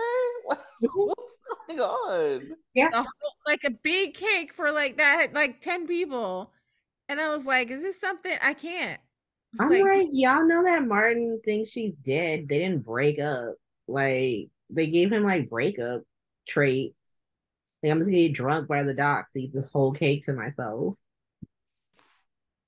It was very did weird. Valentine have some too? I thought they shared it. Maybe.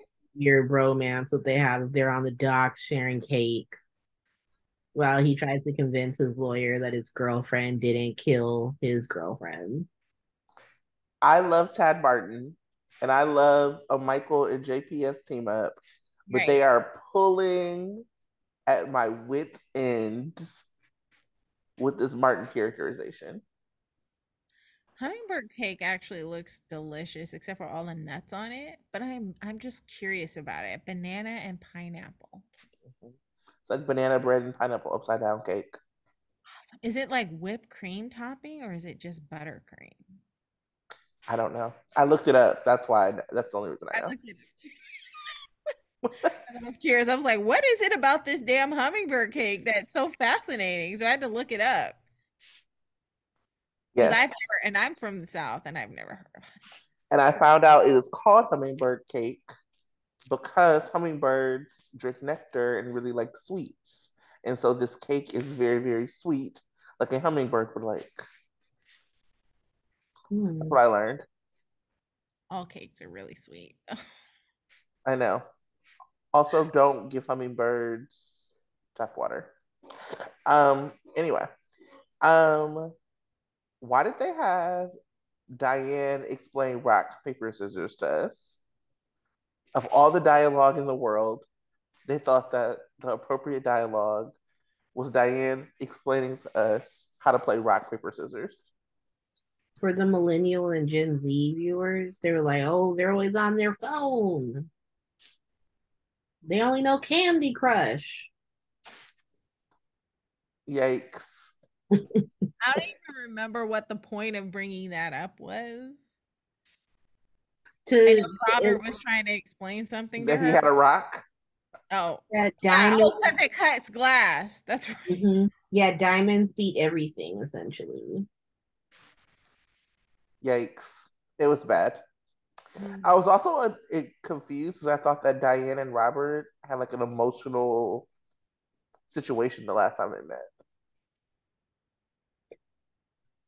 I mean, it's like she was like, "Hey, let's get our flirt on." He was like, "Oh, my not wife came back because I'm not sure if they know that they're not actually married." They got divorced in 2006, like after he tried to kill her daughter. He was like, let me in this. And so they're actually divorced with his like, I put my wedding ring back on. Why? What wedding ring? You're not married. But yeah, it was supposed to be like, oh, let's flirt. And then he's like, my wife came back from the dead. And then she was like crying in the elevator, which is weird because really? But She was sad. I was a little sad too. It was very emotional, actually. Even though they haven't really done it, they haven't even flirted with each other, really. they had one scene after Trina's trial, after Robert just appeared from the ether. He had not been in the story whatsoever. He Right. was always 88. He was like, "Stop the trial! I'm Robert Scorpio." And then at the end, Diane was like, "That was really cool of you. I guess you do cool stuff." Like trying to imply that they have some off-screen prior relationship. Like even in the Metro Court, she was like, "Oh, we're in court together." I was like, "Robert, you were never in court. They don't even let you speak in court." Kind of a mess. Um, Yeah. Um, I need them to quit saying that the music industry doesn't have HR. That's very weird. Record labels definitely have HR. And that this could have been a really powerful story, but they are just again telling it in a very weird way. And I think they're trying to base it on Taylor Swift, um, which for a lot of reasons like doesn't work. When they really actually should be basing it on Drew Dixon. If Mm. people haven't seen that, there was a documentary called Off the Record, um, about Russell Simmons being a creepy sex offender. Andrew Dixon was an A&R who was harassed by him. Um, and so, yeah, like I think talking about how if you talk about these things, so like Taylor Swift actually like is still one of the biggest artists in the world. She had a lot of power, um, because of her music. And so, even speaking up, like there might have been some social backlash, but there has not really been backlash to her record sales. I think they're like trying to conflate her Taylor story with Kesha. Right. Whereas I think if it would have been more of a Drew Dixon or a Kesha story, it would have been more about what it like what are the real impacts of speaking up. And yeah, I think it would have been a better story. But this whole idea, I also was thinking this thing that Link wants Brooklyn to do reminds me of all of these women who are now speaking up for Chris Brown. Mm. I'm They not even didn't gonna get like they okay. didn't let him do the AMAs tier. You shouldn't have been invited. I don't even. I mean, I, I the only artist who I'm like don't play him around me is R. Kelly. So whatever. But I think that it's just like a really interesting thing to do in the chopped up way that they're telling it. And if you're going to tell some of these stories that are actually a little bit more important to tell, like this thing with BOQ, the conservatorship story with Sasha, like they should be told in a more complete way. And the town should be based around these stories as opposed to like chopping them up and putting them on once or twice a week, if that. I think they're just doing too much. They're taking on too many social problem storylines, and they got to stop. Like cancer, conservatorships, freaking sexual harassment, like then this run of the mill, like the mob. So like all these. There's too much going on. Like now there's a serial killer and stuff, and the ideas about the safety of the town and who's able to provide that. You have like the feds showing up because now the integrity of the town has been brought into question because of Anna's story. There's just too much happening right now. Y'all need to pick a lane because now they have the entire cast spread out in completely different massive storylines that they now pick and choose when they want to focus on. And then the only characters that are spread amongst all of them are the four employees of the PCPD. Nuts. Right, right. It just is. I think that your point is exactly right. Pick a story or two and tell it, and then go to the next story if you're gonna do that.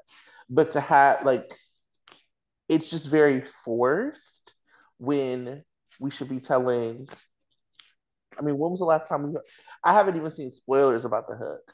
No, I know that they have been like really weird with them, and like sometimes the hook stuff happens and it's like covered up. But I haven't even seen any space for spoilers about the hook. And I mean, that's run of the mill soap story, but like when we think about like GH historically taking on big social problem storylines, that's the only one that's happening. It's like the central storyline. Like you had Stone dealing with AIDS, you did not have Stone dealing with AIDS, and then abortion, and then police violence, and then like you didn't have a million different social problem storylines that you just focused on that. Same with Michael being raped, same with it's just like they're doing too much. They're introducing stories when we're not even in the middle of another story. Or they're just cutting off stories and then picking them up years later. Like the issue I have with this Dr. Luke story, because that's essentially who Link is. He's Dr. Luke. Um, is like this was resolved. We resolved this issue when she gave her ELQ stock to Valentine. And then because you didn't want to make Valentine the bad guy of ELQ of the show, you decided, well, no one cares about that, which fine. Who cares about ELQ?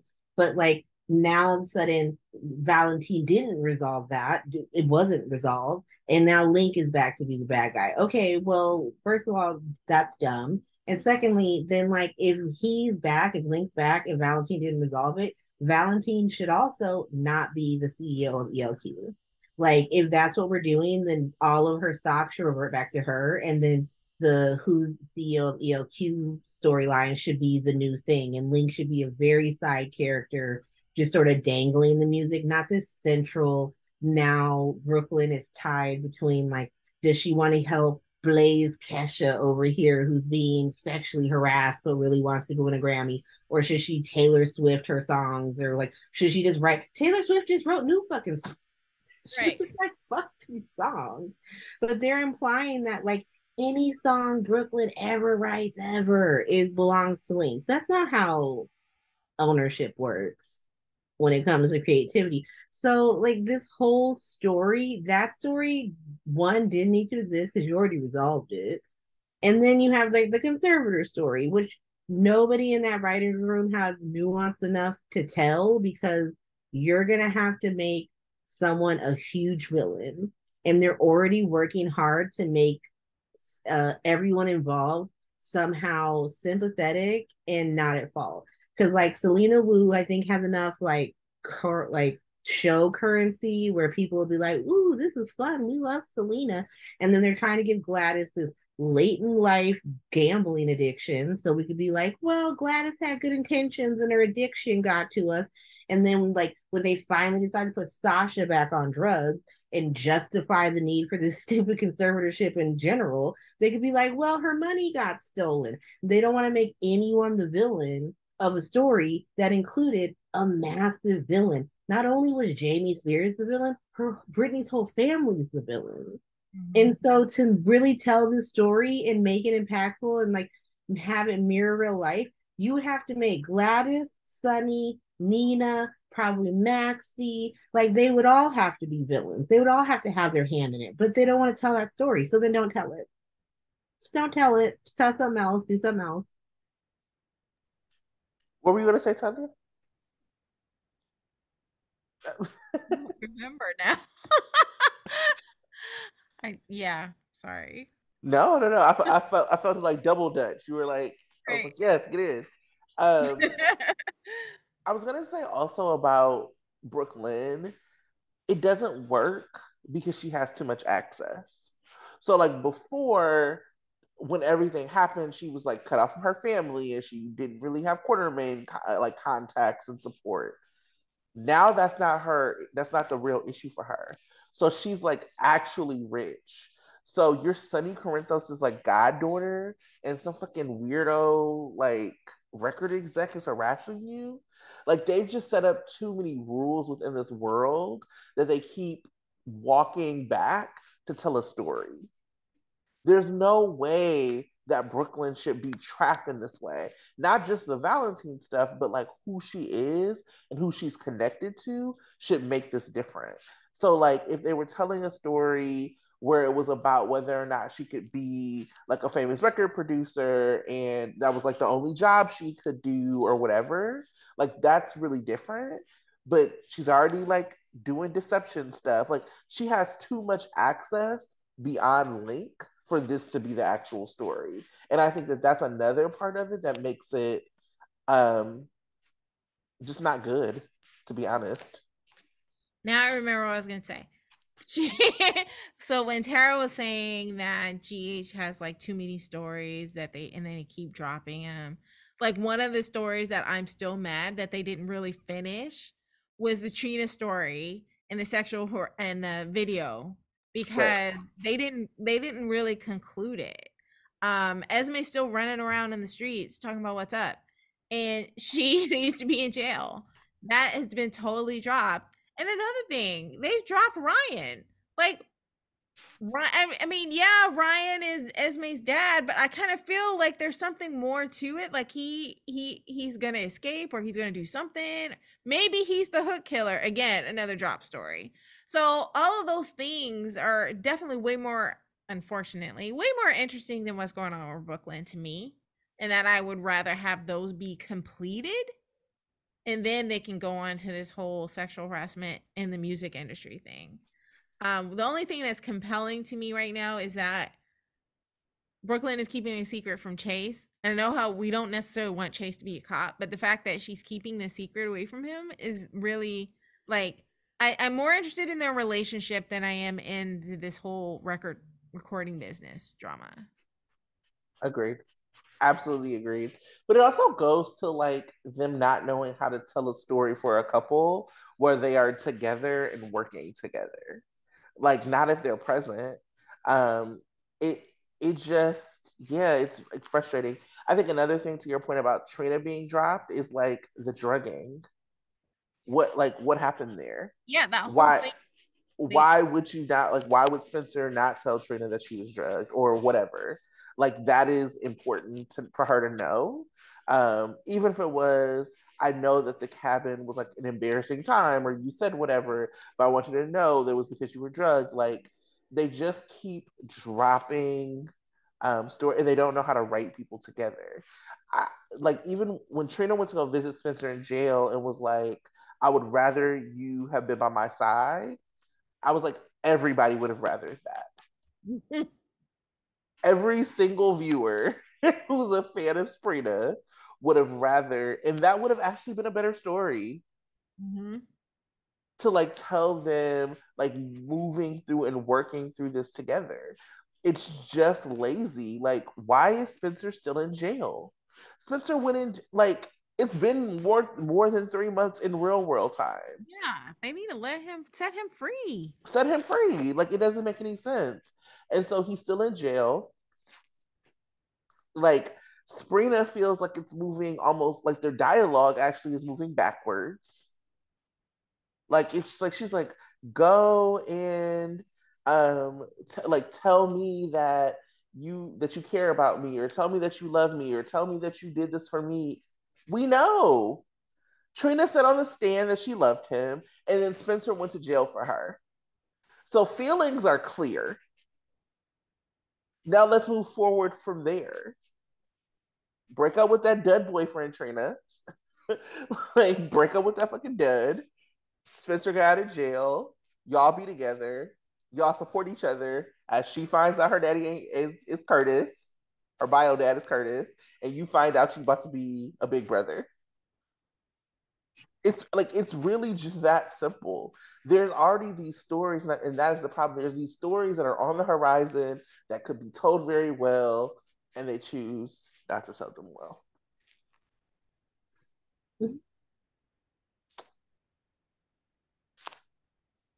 Tear. I have sprinkled all of my hot takes throughout the episode. I am done. I have no more free for all hot takes. Anything more Last from one, you?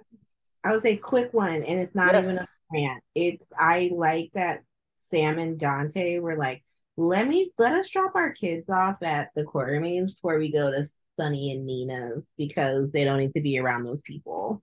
The court said that Nina shouldn't be around children, so let's drop them off.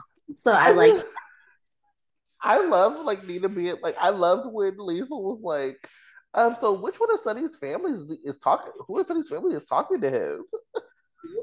Liesel, what? And it was a good question. that's the in my podcast. I was like, oh, I can't list this by families because I went to do the Corinthos and it was just Sonny by himself and I got sad. I did hear that. You were like, it's not even Dante. He's going to the Quartermains where his mom lives. That woman Yikes. raised him. Are y'all ready for? I obviously cannot do it as well as Sandra, but are y'all ready for the preview for the week ahead? Yeah. All right, Monday, Scott gets an unexpected call. Kevin and Mac seek Ava's assistance. There is a preview that was put out, like a video preview that was put out of the Kevin and Mac and Ava scene. And they're asking for help about knowing where Esme is. Dante questions Heather. Victor jumps to the wrong conclusion. Holly makes a desperate move, which is probably her kidnapping Laura. Tuesday, Quartermain celebrate Thanksgiving. Sam confesses her concern to Dante. Sunny reassures Nina. Jordan confronts Alexis. Holly is in the hot seats. Wednesday, Brooklyn faces the consequences of her actions. Liesl makes an offer to Cody. Trina confides in Marshall. Victor is livid. Curtis and Portia discuss family matters. Thursday, Jocelyn opens up to Carly. Michael issues a warning to Dex. Chase and Sasha catch up. Valentine seeks Sunny's assistance. Boo. Nina and Willow clash. Friday, Sam and Sasha bond. Very excited for that. Spencer rebuffs Nicholas. Drew gets a lead. Dante is conflicted. Joss rejects Dex's proposition. Willow needs medical assistance. The day after she fights with Nina. Yeah, I am interested in some of this. Not so interested in other pieces of it. It's happy that we get a Spencer mention. Hopefully that happens outside of jail, even though I don't think it does. Yeah, that's the thing. I mean, like, hopefully that's the last scene of him in jail. It is Yeah. absurd. It's annoying. I've had enough. I need him to be home for Thanksgiving though. If they do cast iron Thanksgiving, he got to be there. It's like it makes me sad. Yeah, it looks like there will not be that. I also want to say this last thing about Joss. I think it's interesting that she hasn't told Trina and that Carly is her confidant. Because part of me, I was like, dang, I can't believe you lying to your best friend for this dude. But then I'm also like, I'm glad you didn't make Trina your accomplice to this bullshit. I think it would be different if she wasn't so close to Cameron. Yeah, for sure. Then it would be like, oh, okay, well, girl, let me tell you about this dude. I know it's wrong, but Trina is like, you having Trina lie now, essentially having her involved. Mm-hmm. Agreed. No, agreed. I think that it's right that she doesn't involve her for the both of those pieces. Like one, Trina already been falsely accused. My girl don't need to be in jail. Leave her alone. You and your mama can go burn clothes at the fire pit or whatever it is. Leave Trina out of the mess. And don't put Trina in a position where she has to like lie to Cam, which I'm sure is coming. I'm also interested. I mean, I love some Fallout, so I'm interested to see if like Joss or if Trina like sides with Cameron and Joss is kind of like left by herself when it's over.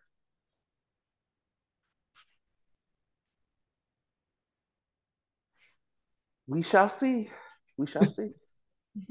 Well, it was a short week, but not a short episode of Sunday Shift. My bad, y'all. Oh, no. No, you're fine. A few things. One, Port Misery has put out 3-part episode of Who's All Miserable and a new format of radio soap that people should listen to. We are thinking about doing some like rewatches of classic episodes / classic TV shows. So be on the lookout for that. And as Elon is doing his Elon thing and letting more, it's just really hard for me, to be honest with y'all, to be on Twitter, seeing what he's doing, seeing the accounts that he's like letting back on.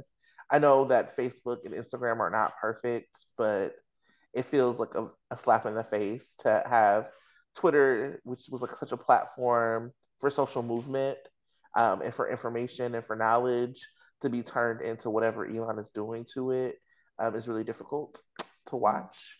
Um, yeah, makes me sad. So, but we are on Instagram and we do fun polls and pictures. We're gonna start doing something called Trina Tuesdays, where we celebrate the character of Trina every Tuesday. So please follow us on Instagram if you didn't. One of our fun polls is I asked who is a bigger deadbeat dad of Laura's sons, Lucky or Nicholas, and Nicholas won by one vote. That was crazy. It was mine. I mean, it's almost like, the race for mayor. It's really I don't understand why there's people that believe that Lucky is worse as a dad than Nicholas. I think, it's I crazy. made an argument that like it's better to just piece the fuck out and Right, not be exactly. around than to actively torture your kid. Yes, Like exactly. That's what I'm thinking. I don't know. Lucky not sleeping with Cam's girlfriend and getting her pregnant is all I'm saying. I mean, that would be incestual for first off, but Let me also say, his kids know Lucky's that ready to die. he Carly and just Yeah, sorry. they go and visit Lucky whenever they have a reason for them the kids not to be around, or oh, he's with Lucky. I I love that Aiden has been to Africa City, Africa. Right. Now, Lucky don't sit for the rest of them kids that he fake raised, but he do sit for Aiden. Right. Because that's his kid. He's not a deadbeat dad. He raises his own Yikes. kid. Yikes. And he went and got Jake from Cassadine Island. Let me stop with my Lucky apologist bullshit. Um, And immediately abandoned that family again. Right. But he let Elizabeth keep her lies. She was like, "Oh, so you're lying to Jason about his identity? Whatever, girl. I live in Africa City, Africa. Let me leave." he said, "Oh, y'all go. Jason gonna raise the kids. Right. I I'm gonna think he go." was done. He was done with Elizabeth after that whole Nicholas shot. Yeah, He was, fiasco. he was like, "I'm gonna go play the guitar in Africa City, Africa, while I missionary." Anyway, follow us on Instagram is really what that was about. And y'all have a great week, and we will see you back next Sunday. Bye, y'all. Bye. Bye.